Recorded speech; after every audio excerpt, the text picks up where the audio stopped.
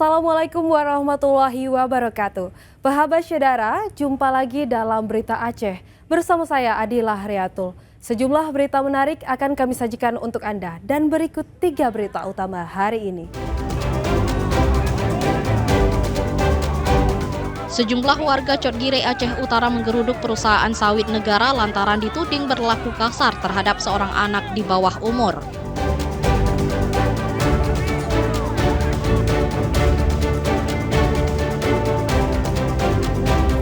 Seorang warga Aceh Besar yang mengangkut kayu tanpa izin dan terindikasi pembalakan liar ditangkap Polresta Banda Aceh.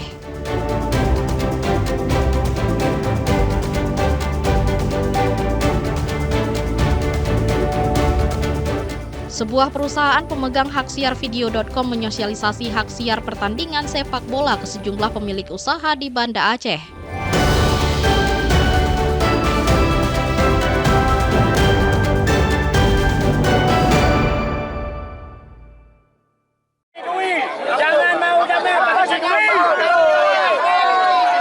Sejumlah warga menggeruduk kantor PTPN 4 Regional 6 Cotgire Aceh Utara pada Senin malam lalu.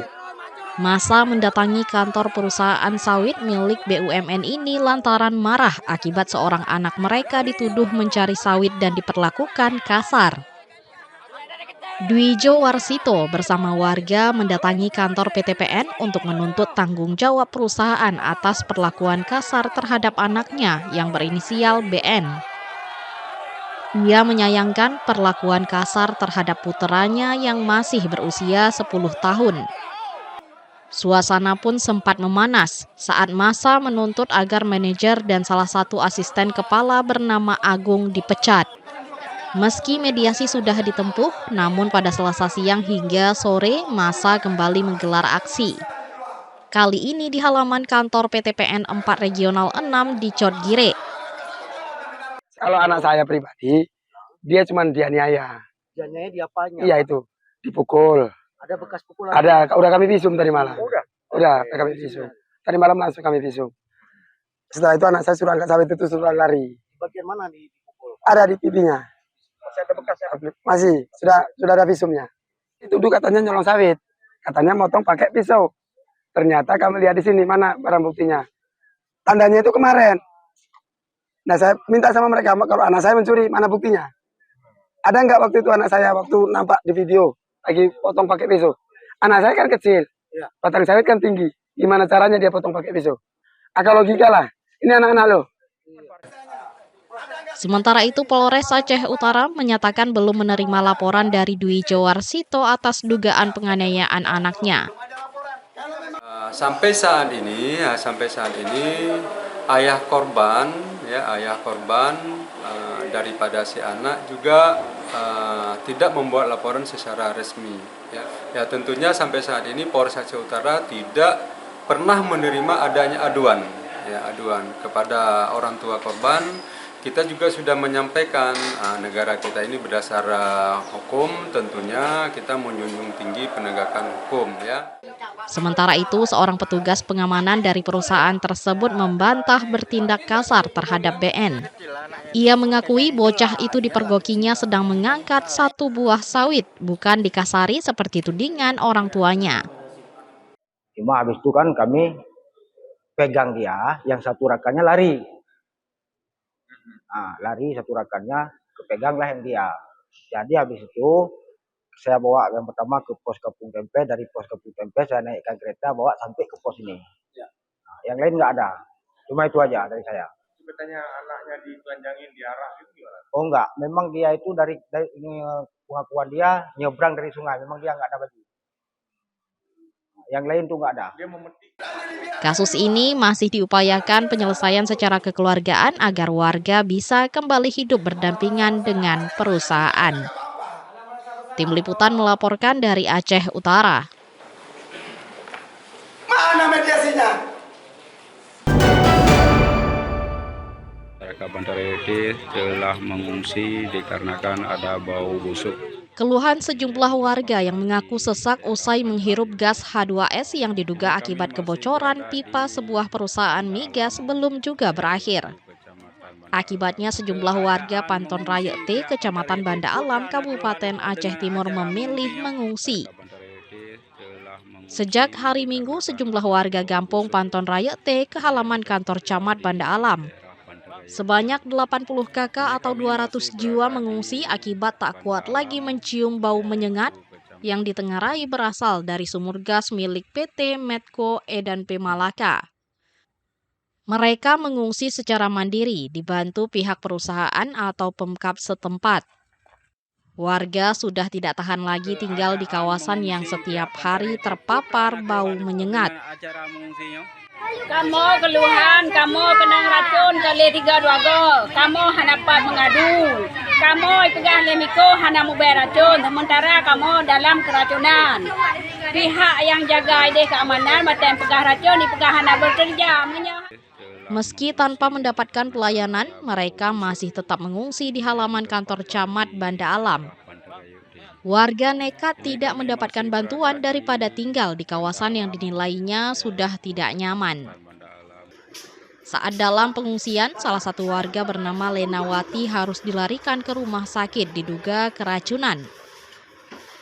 Hari ini PT Medco setiap bekerja mohon dievaluasi kembali. Jangan warga kami selalu terkena. Tahun yang lalu pernah saya ungkapkan di hadapan Humas Medco tapi tidak diindahkan. Ini yang terjadi. Sayang pada warga, generasi Aceh di masa saya akan datang. Mohon perhatian pada pihak pemerintah untuk turun tangan kembali. Sekian. Sementara itu, tim Detasemen Gegana Satuan Brimob Polda Aceh memastikan tidak ada kebocoran gas beracun di sumur PT Medco Edan P Malaka di Gampung Panton Raya T. Hasil ini diperoleh setelah tim melakukan pemantauan survei udara selama 2 hari 1 malam. Sementara dari pihak perusahaan belum bisa dikonfirmasi. Sebelumnya, tim Pemkab Aceh Timur juga sudah meninjau lapangan dan memastikan perkebunan dan pemukiman warga aman. Kondisi udara masih di ambang batas normal dan tidak ada yang beracun. Maimunzir melaporkan dari Aceh Timur.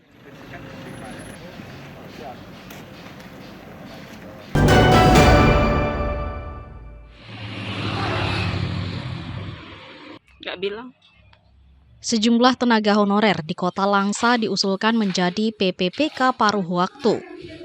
Usulan tersebut bagi mereka yang tidak lulus seleksi pada tahun 2024 dan 2025. Pemerintah Kota Langsa mengusulkan sebanyak 1.357 tenaga honorer sebagai PPPK paruh waktu.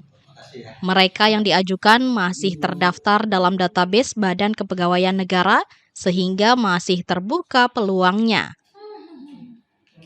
Para tenaga honorer Kota Langsa diusulkan mengisi 8 formasi, di antaranya operator layanan operasional, peranata layanan, tenaga pendidik, dan tenaga kesehatan. Sedangkan penempatan PPPK paruh waktu diserahkan kepada instansi masing-masing sesuai kebutuhan. Dengan skema ini, pemerintah berharap kekosongan pegawai dapat segera terisi. 1.357 yang diusulkan ke Menpan, itu yang ada di dalam database BKN. Nah, mereka itu yang mengikuti ujian tahap pertama di tahun 2024 dan tahap kedua di 2025. Mereka itu yang tidak lulus. Makanya ini pun kami pun berdasarkan data yang dalam database. Untuk mendukung penempatan tersebut, pemerintah menyiapkan skema penggajian yang proporsional.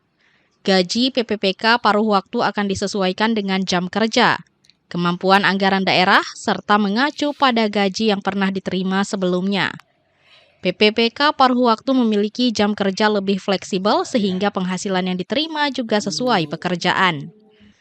Usulan PPPK paruh waktu ini mengacu pada aturan Menpan RB nomor 16 tahun 2025. Pemerintah Kota Langsa berharap skema ini dapat memberi kesempatan kedua bagi peserta seleksi PPPK yang belum lulus, sekaligus membantu peningkatan pelayanan publik di daerah. Maimunzir melaporkan dari Kota Langsa.